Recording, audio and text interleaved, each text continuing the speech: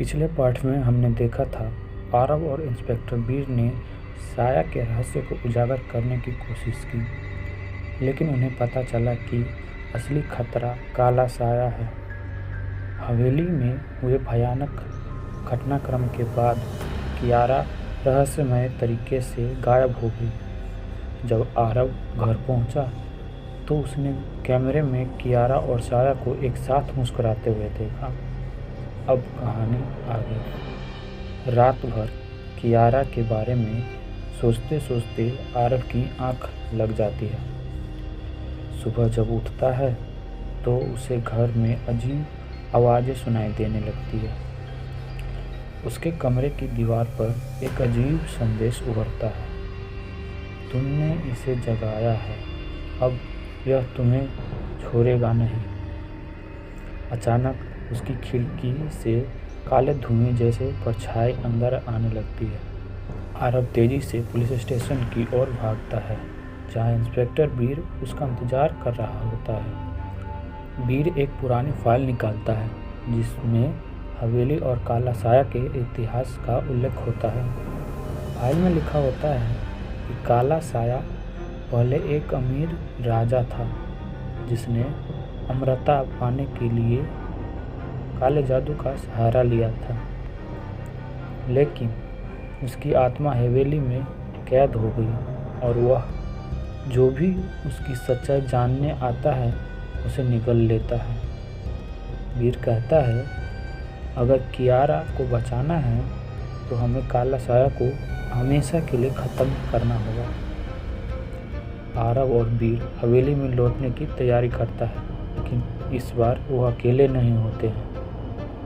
वीर एक एक्सपर्ट तांत्रिक बाबा अग्नि को साथ लाता है जो आत्माओं से मुकाबला कर सकता है। टीम में वीर, आरव, बाबा अग्नि और 2 पुलिस अधिकारी शामिल होते हैं। हवेली में घुसते ही दरवाज़ा अपने आप बंद हो जाता है और हर जगह से अजीब सी फुसफुसाहट की आवाज़ आने लगती है। बाबा अग्नि कहते हैं, यह आत्मा अब पूरी तरह जाग चुकी है। अब हवेली में कुछ ऐसा होने वाला है जिसे कोई रोक नहीं पाएगा। टीम तहखाने के अंदर जाती है जहां काला साया का असली वास था। दीवारों पर खून से बने अजीब गरीब निशान चमकने लगते हैं। अचानक कियारा दिखाई देती है, लेकिन उसकी आंखें सफ़ेद हो चुकी होती हैं। वह एक डरावनी आवाज़ में बोलती है, तुम्हें यहाँ आना नहीं चाहिए था। तभी एक विशाल काली आकृति काला साया प्रकट होती है जो हवेली की दीवारों को हिलाने लगती है। काला साया जोर से चिल्लाता है और हवेली में भूकंप जैसा महसूस होने लगता है। क्या टीम इस आत्मा का सामना कर पाएगी या वे भी इसकी कैद में फंस जाएंगे? बाबा अग्नि मंत्रों का जाप शुरू करते हैं, लेकिन काला साया उन पर हमला कर देता है। वीर और आरव आग के एक गोले के बीच खड़े होते हैं जो बाबा अग्नि ने सुरक्षा के लिए बनाया था। काला साया हवा में उड़ता है और बाबा अग्नि पर हमला करता है, जिससे वह दीवार से टकराकर बेहोश हो जाता है। आरव कैमरा उठाकर काला साया की तस्वीरें लेने की कोशिश करता है, लेकिन इस बार कैमरा भी बेअसर हो जाता है।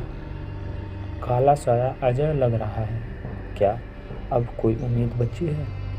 अचानक कियारा की आत्मा जागती है और उसकी आंखों से चमकदार रोशनी निकलती है।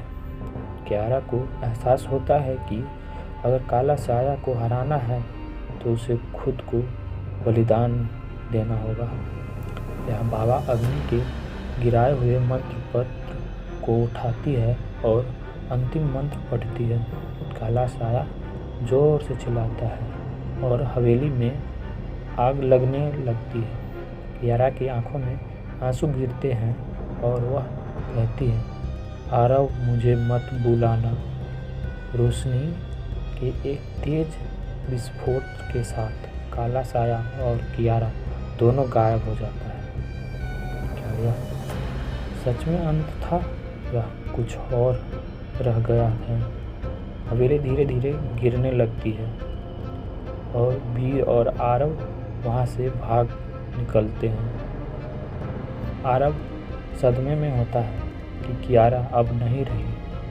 वीर कहता है कुछ चीज़ें हमेशा के लिए ख़त्म नहीं होती।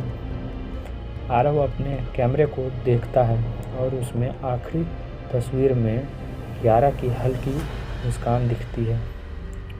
तभी कैमरे का स्क्रीन अपने आप चालू हो जाता है और उसमें एक नई तस्वीर दिखती है। कियारा की आंखों में काला साया की छवि।